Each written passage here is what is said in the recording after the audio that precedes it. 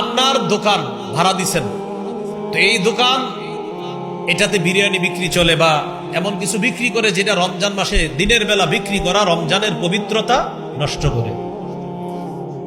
এখন আপনি হজ করছেন 20-25 বার হজ করছেন আপনি, মাশাআল্লাহ, ভালো কথা। হ্যাঁ, কিন্তু আপনি এই যে দোকানে হারাম কাজটা হইতেছে এটা আপনি বাধা দেন না কেন? আমি যদি তাকে বাধা দেই, সে যদি আমার দোকান ছেড়ে চলে যায়, পরে আবার দোকানে ভাড়াটিয়া পাওয়া, দোকানদার পাওয়া, নতুন করে আমার দোকান কেউ ভাড়া পাওয়া, এটা আমার জন্য কষ্টকর হতে পারে, তাহলে আমার স্বার্থে আঘাত লাগবে, এই জন্য আমি এই খারাপ কাজে বাধা দিচ্ছি না। মুসলমান ভাইয়েরা, আল্লাহ তাআলা দরবারে শুকরিয়া আদায় করছি, আল্লাহ আমাদেরকে এই মাহফিলে উপস্থিত হওয়ার তৌফিক দান করেছেন, বলি আলহামদুলিল্লাহ।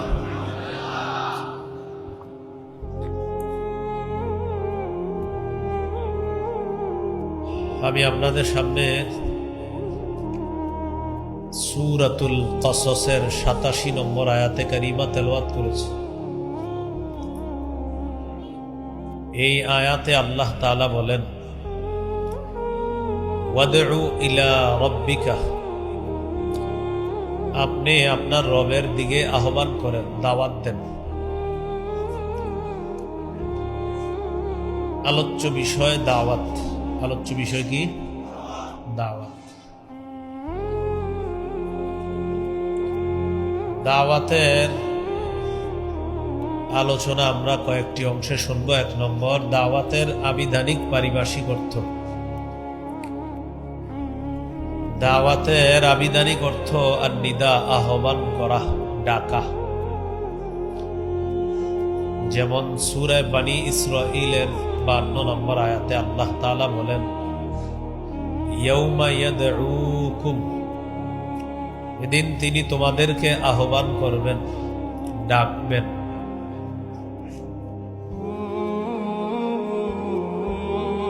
দাওয়াতের পারিভাষিক অর্থ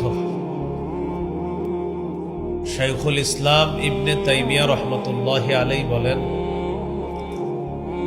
আদ-দাওয়াতু ইলাল্লাহ হিয়া আদ-দাওয়াতু ইলাল ঈমানি বিহি ওয়া বিমা জাআত বিহি রুসুলুহু আলাইহিমুস সালাতু ওয়াস সালাম। আল্লাহর পথে আহ্বান করা, আল্লাহর দিকে দাওয়াত দেওয়া মানে হলো আল্লাহর বিশ্বাসের দিকে দাওয়াত দেওয়া, আল্লাহর রসুলগণ যা নিয়ে এসেছেন এই দিকে আহ্বান করা। এটা হলো দাওয়াতের পারিভাষিক অর্থ। শায়েখ খিজির রহমতুল্লাহি আলাইহি বলেন, 4 জিনিসের নাম দাওয়াত। হাসসুন নাসি আলাল খাইরি ওয়াল হুদা ওয়াল আমরি বিল মা'রুফি ওয়ান নাহyi আনিল মুনকার। মানুষকে কল্যাণের ব্যাপারে উৎসাহিত করা, হেদায়েতের প্রতি উৎসাহিত করা, উদ্বুদ্ধ করা, সৎ কাজের আদেশের প্রতি উদ্বুদ্ধ করা, অসৎ কাজের নিষেধের প্রতি উদ্বুদ্ধ করার নাম হলো দাওয়াত।